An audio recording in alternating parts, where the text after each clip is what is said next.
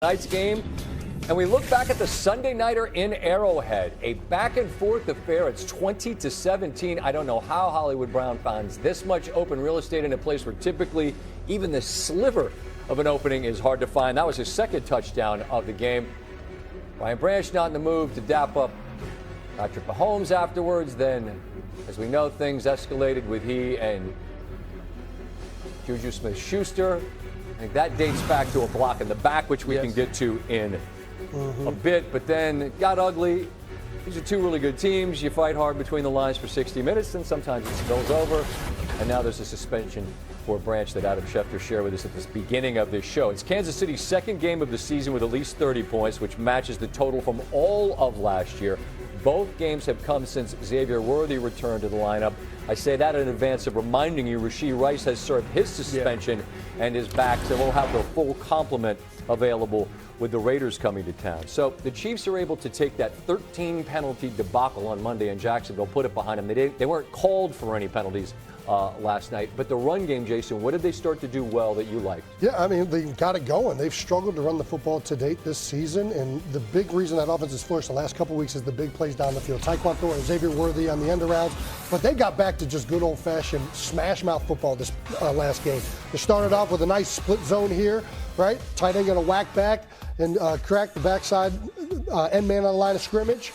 Going to get a little bounce back action from Isaiah Pacheco running for the first. This next play, nothing fancy about this. Just a two tight end set, solo I formation or solo single back formation, and they're going to run zone right down the valley, right here. He's going to come, he's going to push that front side double team, and this is where wins happen front side, championships happen on the backside. Right backside block right there by the backside tackle. Right. And then we're going to see a little creative side. Now they're all of a sudden going to use little Juju Smith-Schuster. They're in an I formation, strong offset. And they're going to use Juju to come back and be the tight end whacking back. That's a unique piece, Juju Smith-Schuster. I'm sure they're happy to have him back in Kansas City. And Pacheco was back to running hard. These guys, they were coming after him. They knew it was going to be a bully game brought to them by Detroit, and they attacked the bully with a bully action. And what I love about those run plays really quick, Scott, was the first two were quarterback under center, right? And we haven't seen that as much from the Kansas City Chiefs as you like to see it. That smash mouth football. And now the next step after that's going to be the play action pass to Rashee Rice, to Xavier Worthy and Tyquan Thornton as this team goes along in this season. All I was going to ask you both is how much of establishing that run, which they really hadn't, is committing to trying to do it? That's a big part of it, for sure. That's a big part of it. And they knew they wanted to keep Detroit off the field. They knew they wanted to get the run established early if they were going to have hope in this game. And I just love the overall game plan of it. And like Ryan just said, this is going to open up so many things down the road for these guys. They got Rashee coming back. He's going to be in the lineup. They have shown the explosive ability down the field. If they can do this as well, this offense is going to be clicking as good as anybody. Honestly, though, what I like the attitude that Kansas City is playing with. Sometimes when you're on top for so long, like, you forget what it feels like to be gritty, right? Like, you forget what it's like to have to get in people's face and be like, hey, man, we bout that too. It's not all Andy Reid. It's not all the creativity we have on offense. And I think one thing that's being missed about the postgame, Brian Branch was walking past Patrick Mahomes. Patrick Mahomes held his hand out. And at one point, as Brian Branch walked past him, he made sure he touched him. He was like, yeah, you're not finna leave me hanging. This team is showing a level of toughness that we haven't had to see from them in the way that they play and in the way that they behave, and I love it. In terms of creativity of play calls, Detroit has been spectacular only his last couple of years. You and I were on the set a couple of years ago on a Saturday night when they went down to Dallas, and it was a reporting issue, right? The offensive lineman was eligible, and that was a bit of a mess that Dallas and, that Detroit and the NFL had to kind of figure out.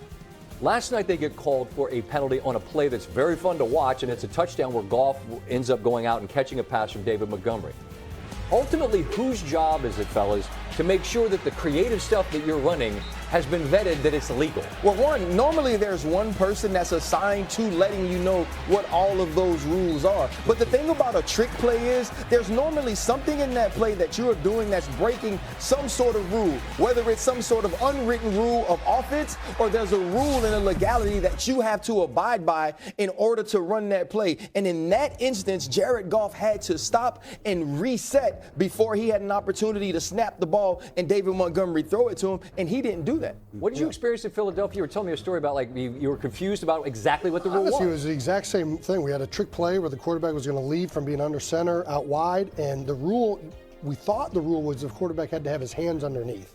And afterwards, we found out that just being set back there and positioning yourself, even if your hands don't go underneath, you still, once you motion, have to reset.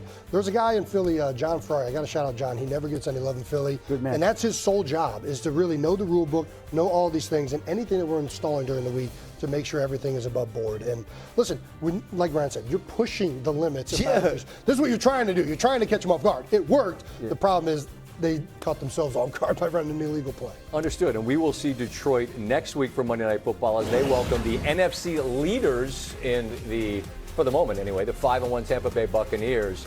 Part of a doubleheader next week, a true doubleheader.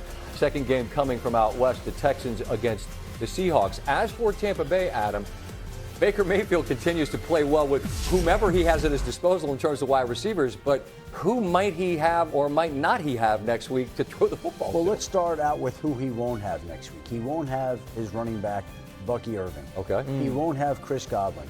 He won't have Emeka Egbuka, who is scheduled to undergo testing on Tuesday to determine how long he'll miss with his hamstring injury that he left the game with yesterday. Now, they are hopeful that Mike Evans will be able to come back. And if he can't, then they'll rely on Johnson & Johnson. Cameron Johnson, Tez Johnson, who lit it up yesterday and scored touchdowns. A lot of people probably never heard of them, and Baker's finding them for touchdowns and continuing his MVP run. On the flip side, the Detroit Lions just lost Brian Branch. Their safety suspended one game for his part in that skirmish last night against the Chiefs. They're already without their starting cornerbacks, DJ Reed and Terrion Arnold. They've got injuries to Kirby Joseph, other defensive backs. They are really hit hard in the secondary right now, and the loss of Branch makes it that much worse against Tampa. And it's the all cold tub game. Yeah, God, that's MVP Tez Johnson. Remember that. He thought they were chanting MVP. He's like, I haven't done anything this year. Like, no, they're chanting for Exactly. That's why they ain't chanting for you. They're chanting for Big. That'll be a great one next week. A couple of excellent games tonight. Bijan, I swear, he said them both. I just call him as good a running back as there is in the National Football League. Monday Night Countdown continues. We are presented by ESPN Bet. Countdown presented by ESPN Bet Sportsbook. Here in New York City to discuss them alongside Ryan Clark, Jason Kelce, and Adam Schefter. Are you breaking news? Yes, Brian Branch suspended one game without pay. Monday night's game, he's out. Oh, wow. Bang, right out of the gate, breaking news. But you're thinking yourself, wait, where's Swag? You're always on. Swag is at home battling the flu. Swag, we love you. Get your rest, drink your fluids. You might not be even awake at this moment to receive this greeting from us to you, but we're thinking of you, buddy. Come back, and we're going to... Dog. Adam, stop breaking news so you can participate on the show. Okay, you got That is Adam participating in the show. How many followers on social media? Like 8 million, right? I don't know. It's probably bigger than we have right here, right now. So I understand. You break the news. It's not as many as New Heights, I'll tell you that. If it's 8, it's way more than we got. Nothing. All right, we have a pair of significant games to discuss this evening. Buffalo off that loss last week at home, which snapped a winning streak on their home field. The MVP, Josh Allen, just arriving, getting ready for tonight's ball game with the Falcons. And they know they got a bit of a wake-up call when New England knocked them off last week. The clock has run out on the Buffalo Bills. It has also run out on their unblemished mark in the loss column. That's just bad football, and we just did not play good tonight. It does wake you up in terms of like, hey, like every week we're going to get the team's best. This is the NFL. Each and every week has got to be earned. Too simple, man. Find a way to get it done. Josh is arguably the best player in the league. It is definitely a challenge for us, but it's something that we embrace. It's something that we love. Penix into the end zone goes Kyle Pitts. It being prime time is definitely a big time. We look forward to going out there and put on the show.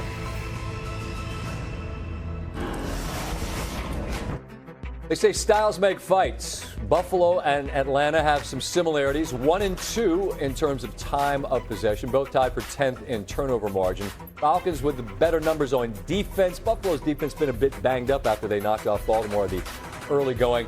The stingiest unit in the National Football League in terms of yards allowed per game. So Jason, we'll get to you in a minute. RC, if Atlanta's going to pull an upset, what are they leaning on in this game tonight? They're leaning on the most special non-quarterback in all of football, and that's Bijan Robinson. I call him Batman because he has a utility belt. He has all the tools. Here you're going to see he's going to get a quick chip on the defensive end and just leak out into the flat. Hey, this dude, he has an opportunity for a tackle. Let's just outrun him. And okay, Kyle Pitts, you got the block. Watch the vision as I sneak inside. And how many people are chasing me? Yeah, that's 4 of them. And ain't Nan, like my auntie used to say, gonna catch him. And then we can do the simple things. It's 3rd down. Let's split me out. Put me in the slot. Tyler Algier in the backfield. It's an easy out route. Catch it with my hands and get out. Hey, if I'm on defense, I'm talking all week. Let's surround him, guys. Let's put a triangle around him. Well, how about a square? Here's a square of Minnesota Vikings, and no one lays a hand